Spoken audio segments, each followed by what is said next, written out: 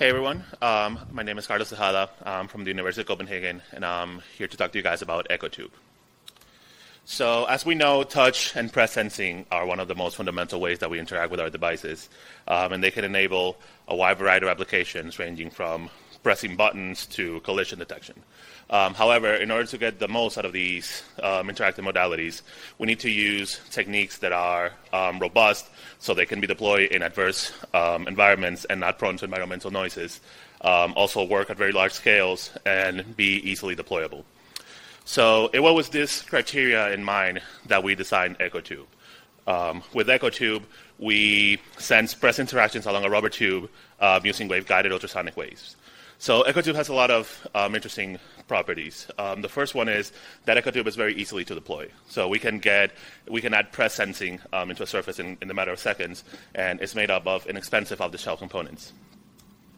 EchoTube is also very robust. So because all of the electronics are isolated from where the interaction is taking place, we can deploy this in adverse situations because all the electronics are safe.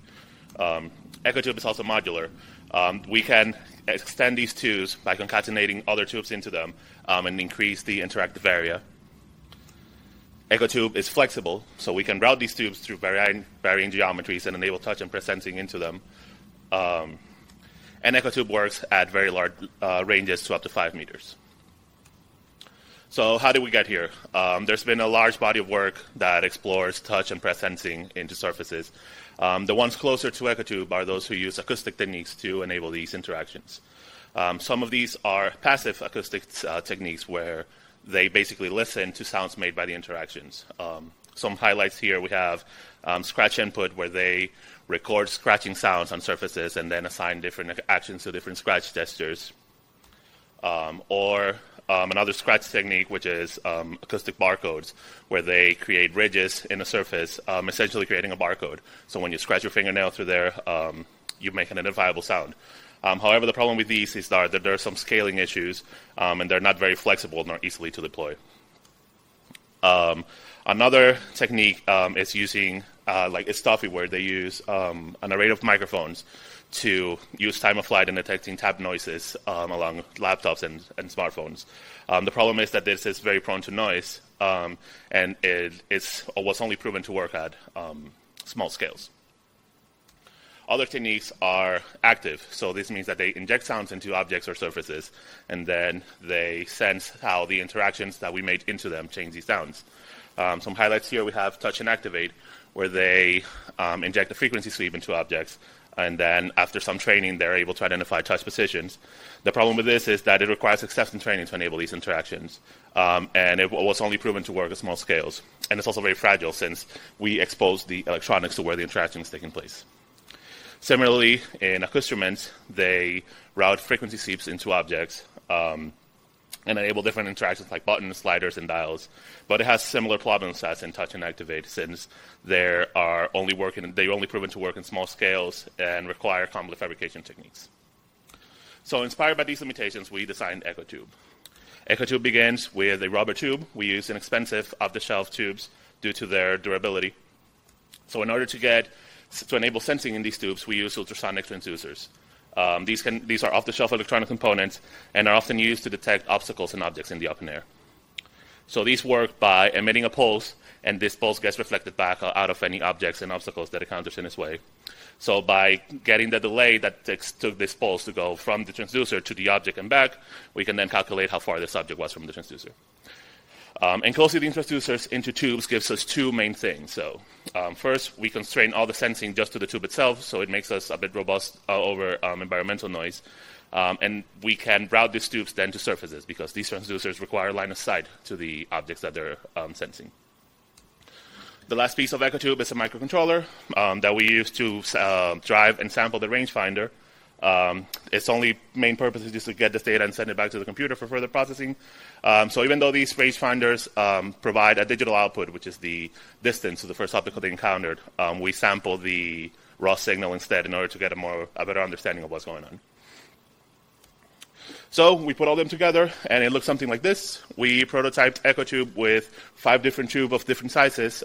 Some fit snugly into the transducer like the one in the picture, but for others, we had to laser cut some adapters like the one on my title slide.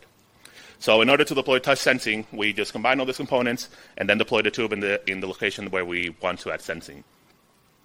So once this tube is compressed, we can sense a measurable difference in the signal. Then we do some simple filtering to the signal in order to straighten it and normalize it. And then we identify peaks that surpass a given threshold. With the location of these peaks, we can then calculate the delay that must have taken the sound to go to the object. And with this delay, we obtain the location of the interaction. So with the location, we can then enable cool applications like I presented in the videos. So how does this work? We were interested in answering three main questions with EchoTube. The first one was how accurate we can sense single press throughout our tubes. So what we did was we laid out our tube straight into the floor and then touch at every 5 centimeters intervals, fully compressing the tube in order to get better performance.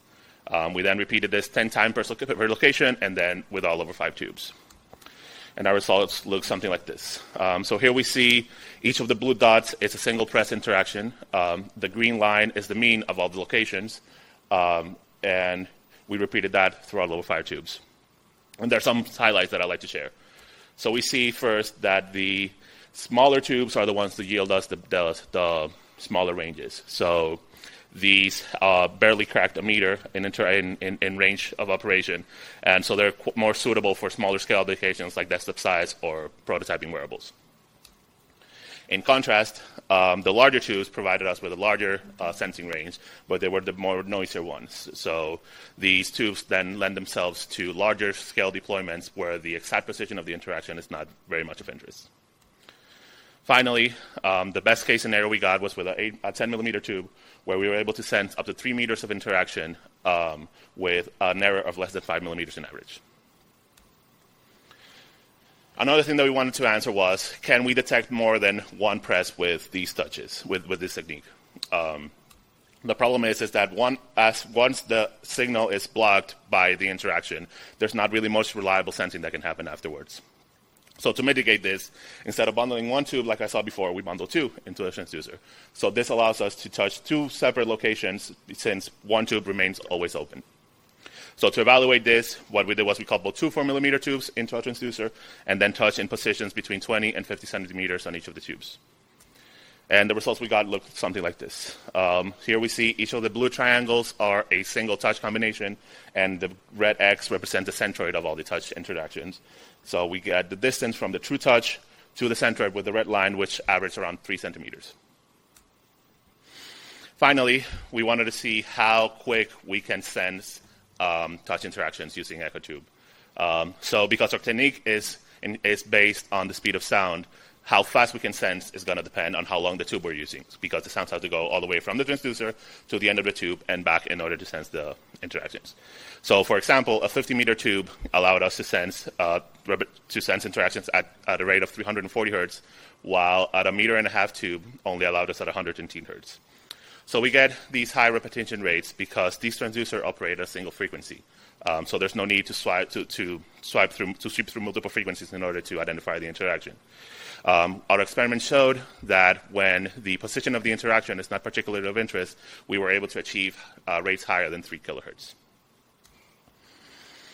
Finally, we developed some applications to portray EchoTube's utility. We showed 4 in paper, but here, in the interest of time, I'm going to present only 3.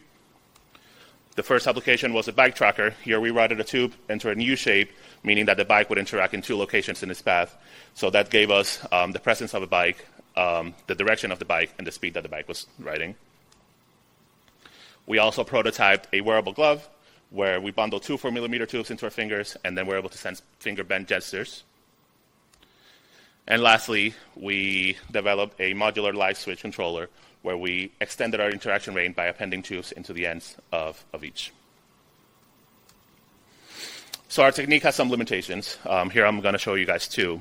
The first one is, as we saw in the performance testing section, there was a trade-off between how big the tube is and how far we can sense. So even though the smaller tubes would be the most attractive to deploy in applications, those were the one that yielded the less range. However, the application that we developed showed there's some utility in these smaller range applications. And another one is that it's related to the theory of operation. So our technique uses the speed of sound in order to identify the locations of the interactions, and this value can change depending on the environment. So all of our experiments were carried out in our lab at a comfy 25 degrees, but you can imagine if you deploy an EchoTube application into a hot summer's day, it can reach temperatures up to 40 degrees, which can introduce up to 7% noise into our calculations. To mitigate this, we could add a temperature and humidity sensor into our setup and then calculate the speed of sound on the fly and would not have this problem. So some final thoughts. I presented EchoTube, a robust, inexpensive way to quickly deploy press sensing into rubber tubes using waveguided ultrasound. I discussed the algorithm that we use to identify these touches and characterize EchoTube's performance. Thanks a lot for listening, and I welcome your questions.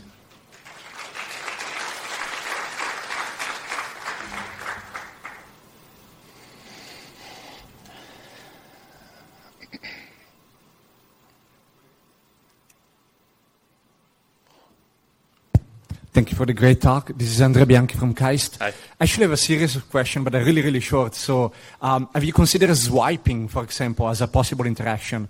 Have you considered maybe using different type of frequencies? And that is why I'm asking is if you could do so, for example, you could imagine having both sides of the tube, having a different transducer with perhaps different frequency, and you could actually identify multi-touch in that sense. I mean, dual touch. So we did implement swiping. So in the very short video in the beginning where I showed the music controller here, there's a volume controller, so you swiped through to increase the volume. We did not try multiple transducers, if I remember correctly.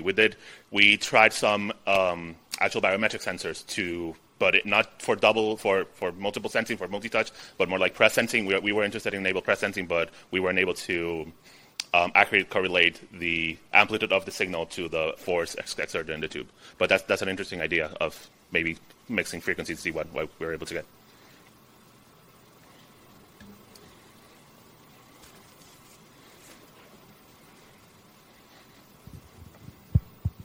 Hi, Lauren Thévin from LMU Munich.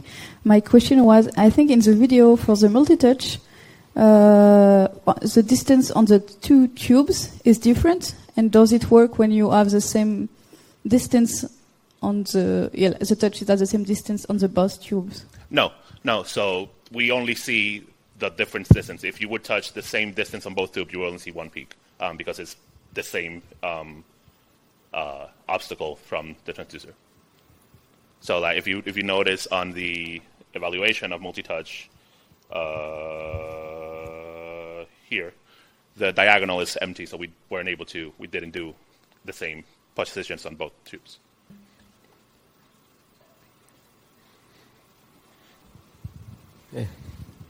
Adeli from Sussex University. Have you ever considered fill in the pipe with soft material because you have problem touching it and it's blocking it's blocking the sound?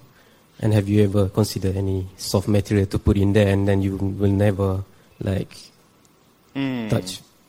throughout the pipe? So yeah, can you have any comments? So we didn't insert anything into the tubes. However, we did try tubes of different rigidity. So there was one that was fairly rigid, so we weren't able to physically collapse completely. But those in our experiment had very variable accuracies, so we decided not to push forward with those. I believe if we were to introduce materials into the tube, it may add some misrecognition rate, but I can't say off the top of my head. Maybe we should follow up offline.